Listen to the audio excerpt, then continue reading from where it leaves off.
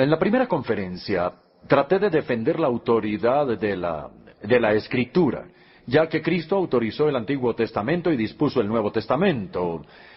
En la segunda conferencia, describí la naturaleza de la Biblia y dije que tenía una doble autoría. Es la palabra de Dios a través de la palabra de los humanos.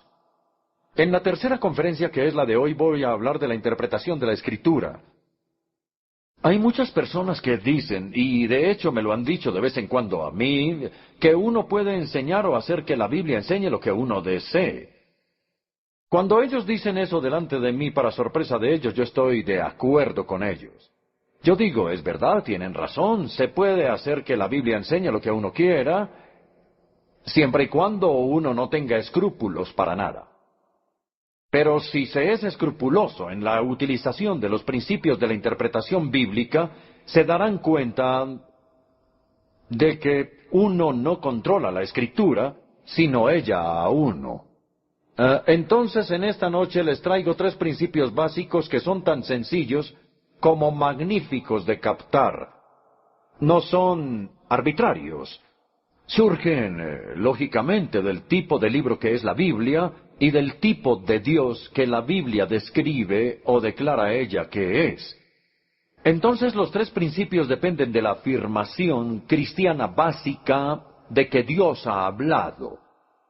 Los ídolos, como están muertos, no hablan. Pero el Dios vivo y verdadero ha hablado. Aquí están los 3 principios. Ustedes los tienen ahí en su resumen. 1. Dios habló para ser entendido. Esto es lo que yo llamo el principio de la simplicidad. 2. Dios habló en contextos precisos y particulares. Yo lo llamo el principio de la historia.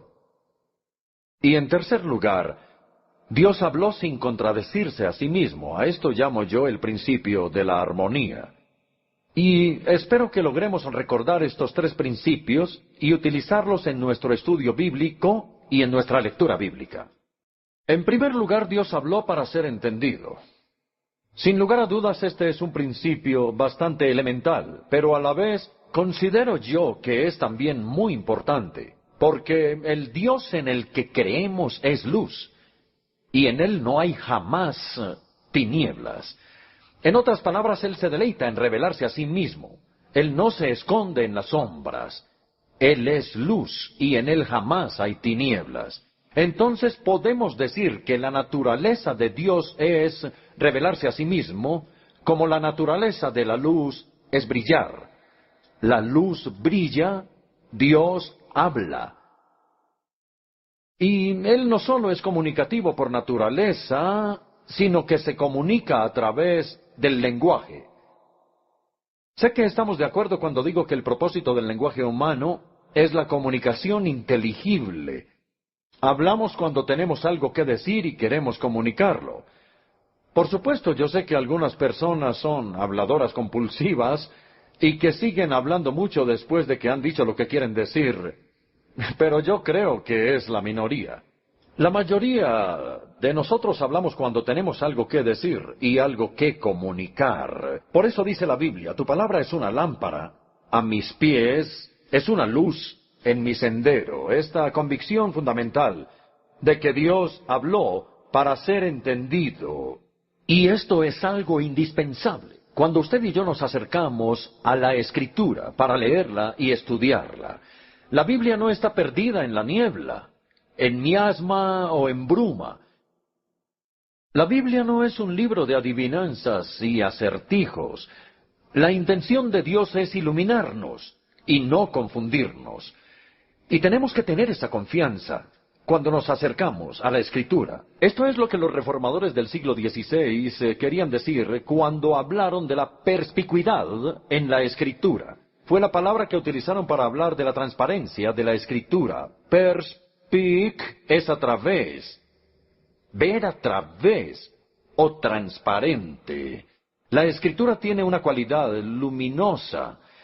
Es verdad que no todo lo que está en la Biblia es fácil de entender. Después de todo, si ustedes recuerdan, el apóstol Pedro escribió en su segunda carta, que para él algunas cosas que aparecían en las cartas de Pablo eran difíciles de entender. Y si un apóstol no podía siempre entender a otro apóstol, entonces no sería muy humilde decir que nosotros sí podemos entender todo. Pero lo que los reformadores querían decir con la perspicuidad de la Escritura es que el mensaje central de la Escritura es plano, es decir, la salvación solo por gracia, a través de la sola fe, solamente en Cristo. El camino de la salvación es bastante claro, incluso para que la persona menos educada, aún el niño más pequeño, lo entienda. Entonces, nuestro primer principio es el principio de la simplicidad. Y al leer buscamos el significado llano, natural y obvio del texto en cuestión. Los reformadores alguna vez llamaron a esto el significado literal. Pero a lo que ellos se referían era al sentido literal en oposición al alegórico, no al sentido literal en oposición al sentido figurado. Voy a leer una cita de Lutero, el primer gran reformador del siglo XVI. Él escribió: debemos apegarnos solo al significado simple y natural de las palabras, que dan las reglas de la gramática y los hábitos del lenguaje que Dios ha creado entre los hombres. Pero después de haber dicho eso, hay algo muy importante que aclarar, y es que el sentido natural del texto que buscamos no siempre es literal. Algunas veces, muchas veces de hecho, es figurado. Y el sentido común y el contexto con frecuencia nos van a guiar. En sus resúmenes pueden ver que puse 5 ejemplos diferentes. El primero es la utilización que el mismo Jesús hizo de las imágenes vívidas. Jesús reprendió a sus contemporáneos por el literalismo bíblico excesivo. No sé si ustedes ya habían pensado en esto. Tomemos, por ejemplo, uno de los primeros capítulos del Evangelio de Juan. En Juan 3 quedó registrada la entrevista que Jesús tuvo con Nicodemo. Él le dijo a Nicodemo: tienes que nacer de nuevo. Y Nicodemo dijo: ¿Qué quieres decir con nacer de nuevo? ¿Acaso puedo entrar por segunda vez en el vientre de mi madre para nacer? Y él le dijo: en efecto, no interpretes la Biblia de manera tan literal. No estoy hablando de un segundo nacimiento físico literal, sino de un nacimiento espiritual. En el siguiente capítulo, en el Evangelio de Juan capítulo 4, Jesús tuvo un encuentro con la mujer samaritana, si lo recuerdan, al lado de un pozo. Y él le dijo: si supieras quién es el que te habla, tú le habrías pedido y él te habría dado agua de vida. Y ella dice: pero si no tienes un balde, y el pozo es profundo. Y él dijo: en efecto, no interpretes la Biblia de manera tan literal, no hablo de agua del pozo de Jacob, estoy hablando de la vida eterna. También podemos ir al Evangelio de Juan capítulo 6, donde dice: a menos que coman de mi carne y beban de mi sangre, no tendrán vida. Y ellos dijeron: ¿cómo este hombre nos puede dar de su carne para que la comamos? Entonces tenemos que darnos cuenta de que en algunos lugares el autor utiliza imágenes muy vívidas y la idea no es tomarlas tan literalmente. El segundo ejemplo es lo que llamamos expresiones antropomórficas. Antropos es hombre y morfi es forma. Y una expresión antropomórfica es la que habla de Dios como si Él fuera un ser humano. Y entonces los autores bíblicos hacen referencias a los oídos de Dios, a sus ojos, a su boca, a su aliento, a sus brazos, sus manos, sus dedos, a sus pies, incluso sus fosas nasales. Pero nosotros sabemos, porque Jesús nos lo dijo, que Dios es espíritu. Como Él es espíritu, no tiene oídos, ni ojos, ni nada del resto. Se trata de una expresión antropomórfica que habla de Dios como si fuera un ser humano. Un ejemplo que me gusta está en el segundo libro de Crónicas, capítulo 16, versículo 9, donde leemos: el Señor recorre con su mirada toda la tierra y está listo para ayudar a quienes le son fieles. Y no esperamos ver nosotros un par de ojos que recorren toda la tierra, no. Y sabemos perfectamente que lo que significa es que Dios está alerta, busca personas a quienes Él pueda ayudar de verdad, ayudarlas en todo. Estas son las expresiones antropomórficas. El tercer ejemplo es la poesía. Hay mucha poesía en la Biblia. El mejor ejemplo, creo yo, es el Salmo 19. Los cielos cuentan la gloria de Dios y el firmamento proclama la obra de sus manos. Y un poco después en el Salmo el salmista dice, el sol nace de un extremo de los cielos. Eso no nos obliga a tener una perspectiva precopérnica del universo, sino que en 3 versículos sucesivos del Salmo 19, el sol es comparado con alguien que mora en una carpa, que mora en el tabernáculo, con el novio que sale de la cámara nupcial y con un atleta que está recorriendo el cielo. Y cuando en 3 versículos el sol es comparado con alguien que mora en una carpa, con un novio y con un atleta, uno no sabe que no es prosa, eso es poesía. Nuevamente es un lenguaje figurado y no es una declaración científica. Así que estemos preparados para encontrarnos con pasajes de la Escritura que son poéticos. El siguiente ejemplo, el número 4, es el libro de la Revelación, el Apocalipsis, que es el último libro de la Biblia. Este libro está lleno de imágenes más extrañas y maravillosas aún, con dragones y el cordero y el resto. Y en el capítulo 7, el Apocalipsis 7, versículos 9 y siguientes, leemos aquí sobre la multitud, que es tan grande que nadie puede contar la multitud de los santos redimidos que estaban con túnicas blancas. Y Juan le pregunta al ángel que le está interpretando quiénes son los que están vestidos de blanco. Y el ángel responde, ellos son los que han lavado y blanqueado sus túnicas en la sangre del cordero. Bueno, yo confieso que nunca he intentado lavar mi ropa en la sangre de un cordero. Eso es un concepto bien extraño. E incluso si intentáramos hacerlo, sabríamos que la ropa no quedaría blanca. De modo que es un ejemplo y nosotros sabemos exactamente lo que quería decir, que los redimidos que estaban frente al trono de Dios son aquellos que han venido a la cruz, donde la sangre del cordero fue derramada, y pusieron su confianza en Cristo como su Salvador, y como resultado han sido limpiados para poder entrar a su presencia. El quinto ejemplo es un poco más controvertido. Voy a tratar de mostrarlo. Es lo que yo llamo la cuestión de la perspectiva desde la cual los autores bíblicos están mirando. Los autores bíblicos registraron varias cosas desde el punto de vista ordinario del observador. Nosotros hacemos lo mismo.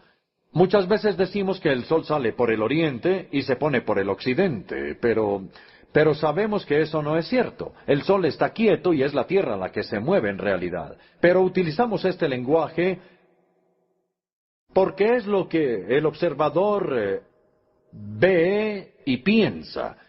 Y la Biblia con frecuencia hace lo mismo. Esto nos da luz, y esto es algo que es más controvertido aún. Nos da luz sobre la utilización de palabras como cada y todo.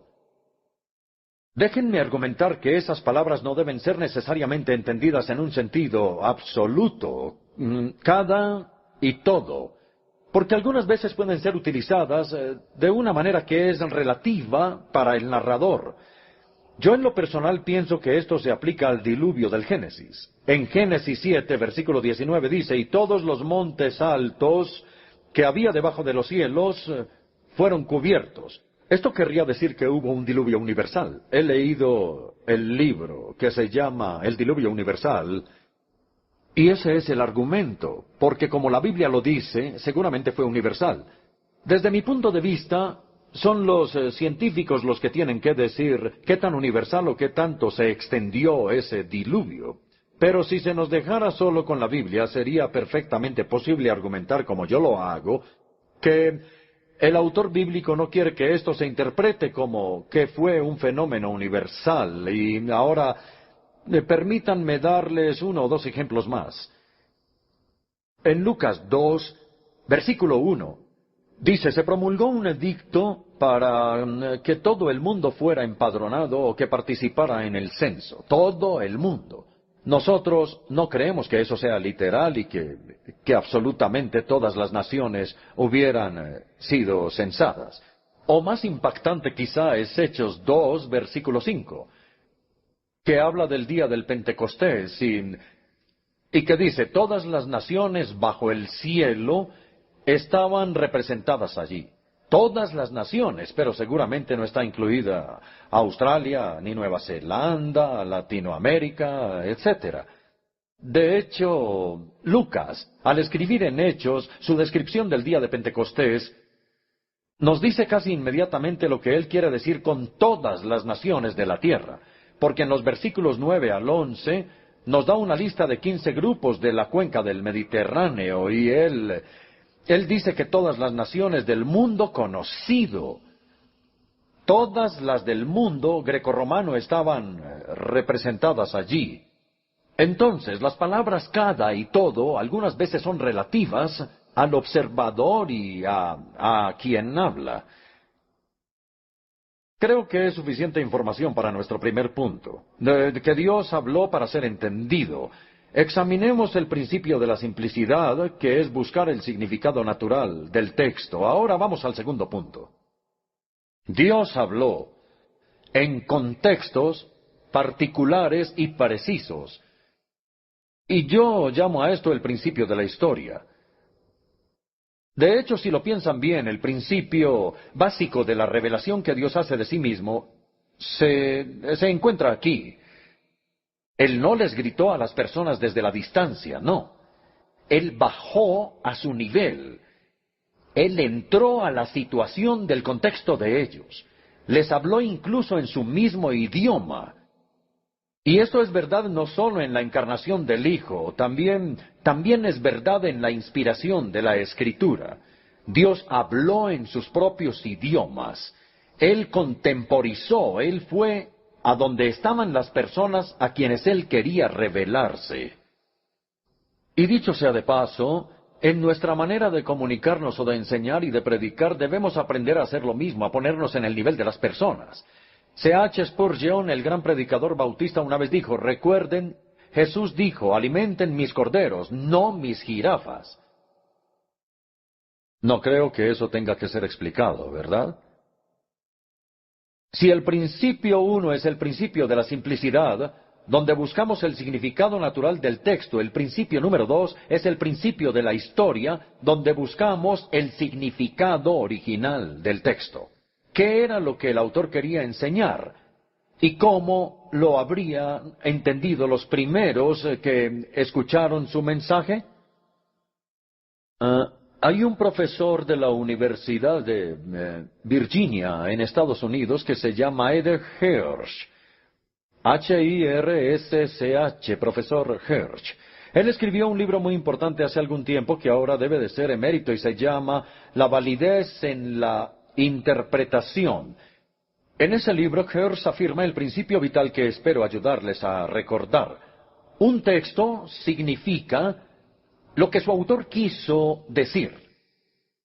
Un texto significa lo que su autor quiso decir. En otras palabras, es el autor del texto el que establece su significado. Y aquí no compartimos la opinión de los teólogos existencialistas como Rudolf Bodman, de quien habrán oído ustedes hablar. Bodman decía, no, un texto significa lo que significa para mí. Lo que signifique para usted y para usted y para usted es totalmente distinto. Pero nosotros decimos, un texto no significa lo que significa para mí de manera subjetiva, no, significa lo que su autor quiso decir. Las perspectivas posmodernas en los círculos universitarios dicen que el texto está en la frase que utilizan, que el texto es infinitamente interpretable. Es decir, que tiene tantos significados como lectores hay. Pero nosotros decimos, no es así, puede ser infinitamente aplicable. pero no es infinitamente interpretable. Por el contrario, el significado de un texto es establecido por el autor que lo escribió. El texto significa lo que el autor quiso decir. Entonces nuestra responsabilidad es preguntarnos qué quería decir el autor cuando escribió esto. ¿Qué era lo que él quería decir? ¿Cómo quería que entendiéramos lo que escribió, etcétera, etcétera? Ahora bien, es en esta conexión que tenemos que reconocer la importante diferencia entre la eisegesis y la exégesis. Quiero hablar por unos momentos sobre la gran locura de la eisegesis, que es leer en el texto lo que no está ahí. Porque el mayor error que podemos cometer al interpretar la Escritura es importar en el texto ideas ajenas de una generación posterior. Leemos nuestros pensamientos del siglo XXI en la mente de los autores bíblicos y afirmamos que ellos patrocinan nuestras opiniones. Eso es algo que no debemos hacer, pero creo que es muy común. Y este es el significado de eisegesis, leer en el texto lo que queremos encontrar en él. Mientras que la exégesis trata de sacar del texto lo que está en él, la eisegesis trata de meter allí lo que no está, sino lo que uno quisiera encontrar allí, pero no está. Un ejemplo es la imagen de Jesús.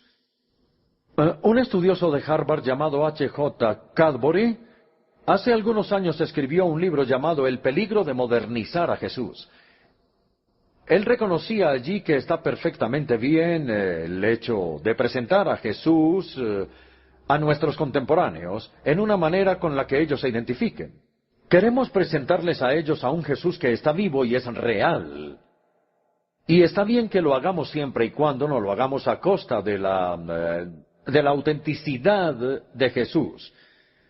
De modo que no debemos reconstruirlo a Él a nuestra imagen. Permítanme darles algunos ejemplos. Está Jesús el asceta. Al principio de la era cristiana, es comparado con Juan el Bautista, que tenía un abrigo de pelo de camello y casi siempre, creo yo, andaba descalzo y solía comer langosta con miel silvestre. Pero Jesús no era así. A Jesús incluso lo llamaron glotón y bebedor de vino.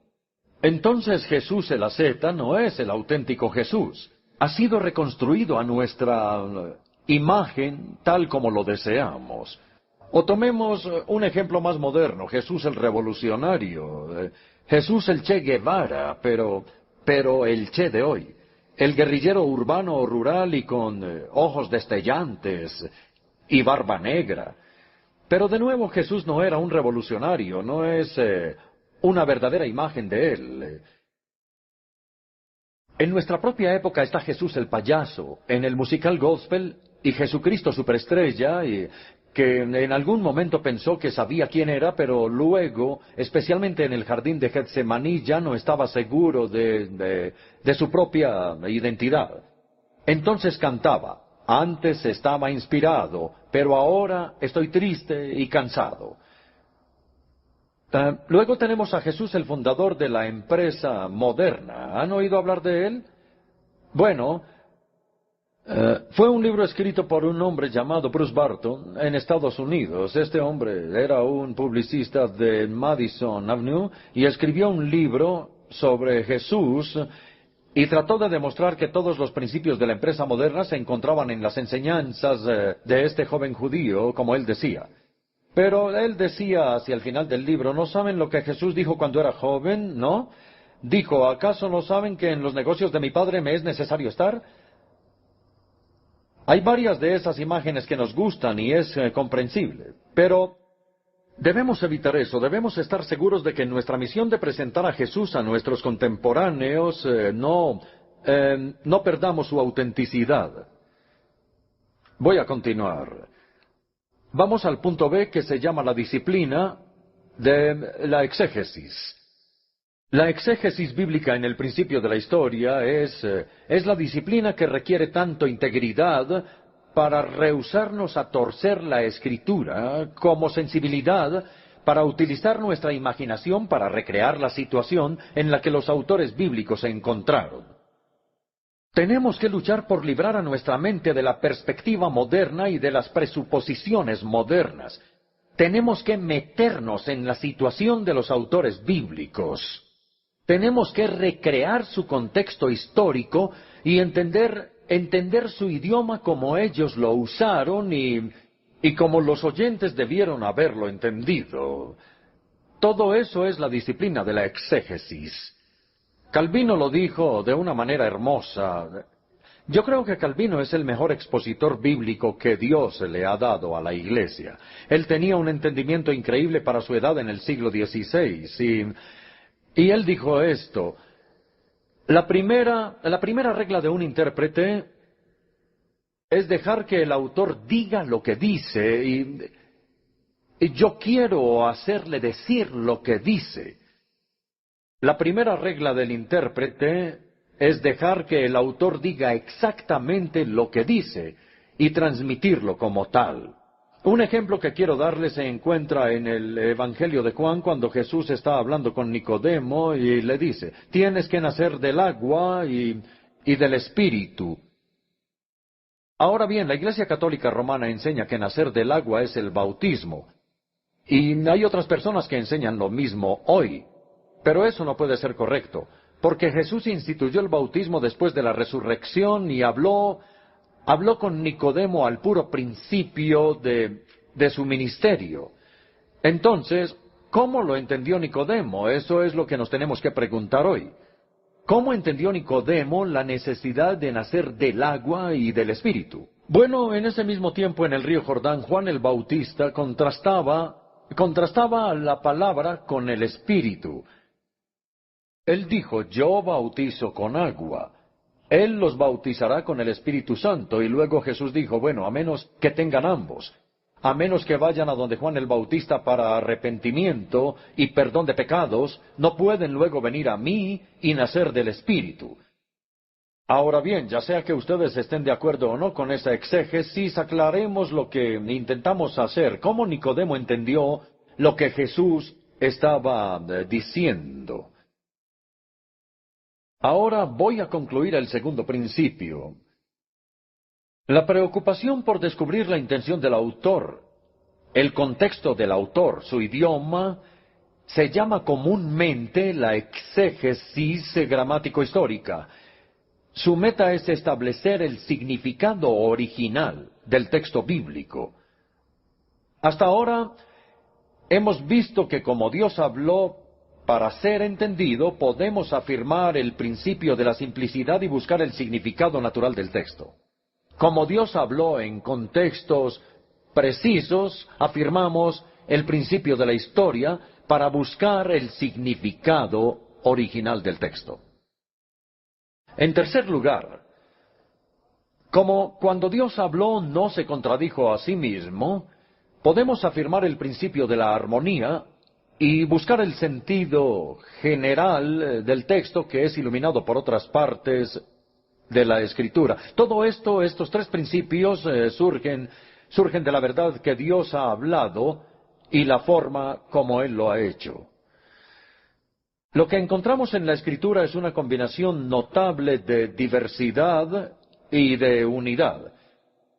La revelación de Dios es rica en diversidad, en énfasis teológico y en medios literarios, como lo vimos la semana pasada. Sin embargo, a pesar de su gran diversidad, la revelación que Dios hace de sí mismo es consistente en toda la Escritura. Como lo leemos al principio de Hebreos, el mismo Dios que habló a nuestros antepasados en otras épocas por medio de los profetas en estos días finales ha hablado por medio de su Hijo.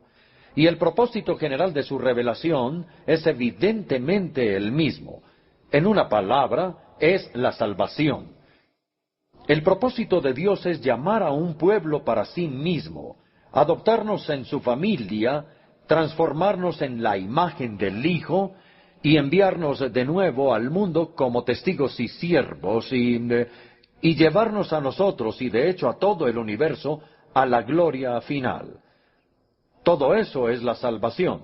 De modo que la salvación es una palabra grande, e incluye la totalidad del propósito de Dios para nosotros en Cristo, que es la razón por la cual la Escritura da testimonio de Cristo, y el gran propósito de la Escritura es dado a conocer a Él. También considero importante recordarles que la revelación de Dios es absolutamente progresiva. O si lo prefieren, la revelación de Dios ha sido acumulativa, no en el sentido de que Dios haya contradicho lo que reveló antes, sino en el sentido de que lo amplía. Muchos de ustedes, estoy seguro, son profesores y otros padres. Y si ustedes son sabios, nunca les enseñarán a sus hijos en un momento lo que necesitan contradecir en otro momento. Si ustedes hacen eso, pierden su credibilidad como profesores. Tomemos la Trinidad. Es un ejemplo. En el Antiguo Testamento se hace énfasis en la unidad de Dios. Es decir, que el Señor nuestro Dios es un solo Señor y amarás al Señor con todo tu ser. Pero también es cierto que el Antiguo Testamento tiene algunas pistas de la pluralidad de la divinidad. En Génesis 1 dice, hagamos al hombre a nuestra semejanza. Es una pluralidad de la divinidad. O por ejemplo, santo, santo, santo. Y hay muchas otras pequeñas pistas de la pluralidad, pero el énfasis principal del Antiguo Testamento se hace en la unidad de Dios. Y el énfasis principal del Nuevo Testamento se hace en la Trinidad. Pero Dios no iba a poder revelar su Trinidad hasta después de que su pueblo captara su unidad completa. Cito de nuevo a Lutero, me siento orgulloso de Lutero. Él dijo, aunque leemos la Biblia hacia adelante, solo la podemos entender hacia atrás. En otras palabras, debemos dejar que el Nuevo Testamento explique e interprete al Antiguo.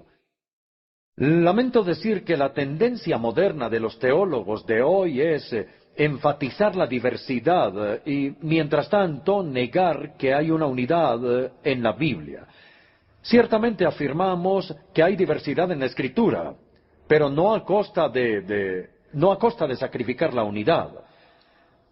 Como Pablo lo escribió, hay un solo cuerpo, un solo espíritu, un solo Señor, una sola fe, una esperanza, un bautismo, un solo Dios y Padre de todos. Se enfatiza fuertemente en la unidad. El profesor A. M. Hunter, en un libro llamado La Unidad del Nuevo Testamento, escrito durante la guerra, dice, hay una profunda unidad en el Nuevo Testamento que domina y trasciende todas las diversidades. Este es el principio de la armonía que Dios nos ha dado en la Escritura, una revelación que es bien amplia, coherente y armoniosa. Por consiguiente, tenemos que estudiar toda la Biblia y aprender a interpretar cada texto a la luz de todo. De modo que debemos renunciar completamente a dos prácticas evangélicas muy comunes como son escoger textos aleatorios por un lado y escoger solo un texto por el otro. Escoger textos aleatorios es el método de escoger textos a ciegas. Me imagino que saben la historia del joven que tenía un gran problema y necesitaba la guía de Dios. Entonces abrió la Biblia al azar, luego llegó al pasaje de cuando Judas fue y se colgó. Y como esto no fue muy alentador, volvió a abrir la Biblia y leyó lo siguiente: lo que has de hacer, hazlo rápido. Y así sucedió. Tratemos de no tomar textos aleatoriamente. Recordemos que nuestros ancestros tenían algo que ellos llamaban cajitas de promesas. Era una pequeña caja en la que había pequeños pergaminos que tenían escritas diferentes promesas bíblicas, y luego el pergamino era enrollado y atado con una pequeña cinta de colores. Y cuando ellos necesitaban orientación, entonces cerraban los ojos y sacaban una promesa de la cajita de promesas. No tengo duda alguna de que Dios puede guiarnos de esa manera. No vamos a limitar a Dios, no. Pero no es la manera normal como Dios guía a su pueblo. La Escritura no es una antología de frases no relacionadas. No, esto no sería coherente. No seleccionemos textos al azar, ni tampoco nos concentremos en un solo texto. Centrarse en un solo texto es imaginarse que un asunto puede ser resuelto citando solo un texto, y no es así. Algunas veces, sin lugar a dudas, puede ser así, pero la revelación de Dios sobre cualquier tema es mucho más amplia que lo que se puede deducir de un texto. Debemos conocer toda la Biblia para que podamos dejar que la Escritura interprete la Escritura. De allí la necesidad de este estudio completo y de esta completa exposición en el altar. Entonces, en contraste con estas dos prácticas de las que tenemos que arrepentirnos, hay dos responsabilidades correspondientes. Debemos aprender a sintetizar y a armonizar. Sintetizar es combinar partes separadas en un solo todo. Un cristianismo muy popularizado surge cuando hay un uso selectivo de textos. Por ejemplo, nunca vamos a desarrollar una perspectiva bíblica equilibrada sobre el ser humano si nos centramos en la perversión del ser humano. Yo creo en la perversión total, si entienden su significado. Pero uno no llega a entender a los seres humanos si solamente se centra en eso. Porque hay otros pasajes de la Biblia que hablan de su dignidad. Tenemos que aprender a equilibrar la dignidad del ser humano hecho a la imagen de Dios y su perversión que está bajo el juicio de Dios, y no dejarla una sin la otra.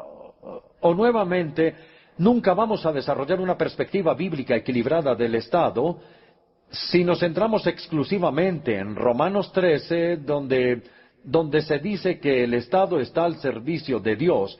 Tenemos que ir también a Apocalipsis 13, en donde el Estado se convierte en el aliado del demonio. Ustedes pueden ver que necesitamos ambas perspectivas, no la una sin la otra. Tenemos que aprender a sintetizar la enseñanza de la Escritura y luego tenemos que aprender a armonizar, a permitir que la Escritura se explique a sí misma. Con frecuencia se dice que la Biblia está llena de contradicciones, y ciertamente hay pasajes que son difíciles de entender porque parece haber bastantes y variadas discrepancias. Pero es posible manejar esto de una manera que sea compatible con la integridad intelectual.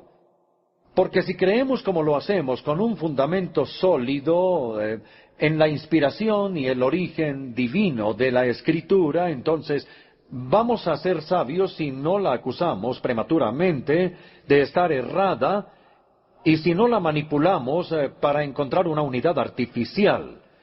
Nuestra tarea más bien es buscar una natural armonización que respete ambos lados de cualquier debate.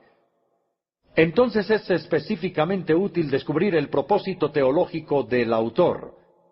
Y quiero darles como ejemplo la aparente discrepancia entre la enseñanza de Pablo y la enseñanza de Santiago en su carta. Pablo afirma, como lo saben, la justificación es sólo por la fe.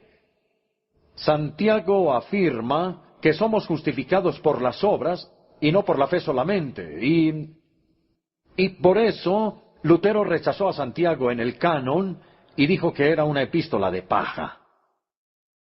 ¿Cuál es el propósito de Santiago y cuál el de Pablo? Esta es la pregunta que tenemos que hacernos para permitir una armonización. Pablo y Santiago estaban respondiendo a dos desviaciones teológicas distintas. Tenían oponentes diferentes en mente. Pablo se oponía a los judaizantes, y los judaizantes decían que la justificación es por las obras. Santiago se oponía a los intelectualizantes, que enseñaban que la justificación era por una ortodoxia aparente. A los judaizantes Pablo les dijo, la justificación no es por las obras, sino solo por fe. A los intelectualizantes Santiago les dijo, no es por una fe infértil, sino por una fe viva que hace obras. Entonces ambos apóstoles aclararon la naturaleza de una fe auténtica, es decir, que hay una confianza viva que se traduce en buenas obras. En Santiago 2, versículo 18 dice, yo te mostraré la fe por mis obras. Mientras que en Gálatas 5:8 leemos una frase de Pablo que dice, la fe obra a través del amor. Así que como ven, ambos pensaban que una fe auténtica hace obras. Pero Pablo hace énfasis en la fe que se traduce en obras, mientras Santiago hace énfasis en las obras que vienen de la fe. Espero que esto esté lo suficientemente claro porque es muy importante. Así que cuando la armonización no es posible y cuando la discrepancia insiste en permanecer, me parece que es más sabio, es más cristiano, confesar nuestra ignorancia que acusar a los autores bíblicos de inexactitudes. Ahora resumiré el tercer principio. La Escritura es un coherente y orgánico todo. Por eso la llamamos la palabra de Dios. La Escritura salió de una mente y de una boca, aunque la verdad tuvo la intervención de muchas mentes y muchas bocas. Fue el tema de la semana pasada. Debido a la doble autoría de la Escritura, esperaríamos a priori una combinación de diversidad y de unidad. Diversidad debido a los muchos autores humanos y unidad debido al único autor divino. Y eso es exactamente lo que Dios ha dado. Ahora concluyo. La base para que creamos en la autoridad de la Escritura es nuestra convicción de que Dios ha hablado. La base para nuestra interpretación de la Escritura es nuestra convicción de por qué y cómo ha hablado. Como Dios habló primero para ser entendido, podemos afirmar el principio de la simplicidad y buscar el significado plano, obvio, natural y sentido del texto. En segundo lugar, como Dios ha hablado en contextos precisos y particulares, podemos afirmar el principio de la historia. Y buscamos el sentido original como los escritores pretendían que lo entendiéramos. Y en tercer lugar, como Dios dio un mensaje coherente, sin contradecirse a sí mismo, podemos afirmar el principio de la armonía y buscar el sentido general, que es el sentido por otros pasajes de la Escritura. Ahora bien, cuando uno reflexiona en esto, no son principios arbitrarios, no.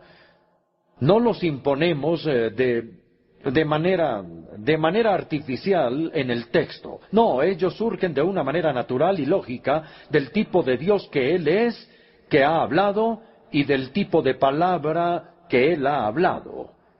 Esa palabra es sencilla, contextualizada y coherente. Que Dios nos ayude en la interpretación de su preciosa palabra.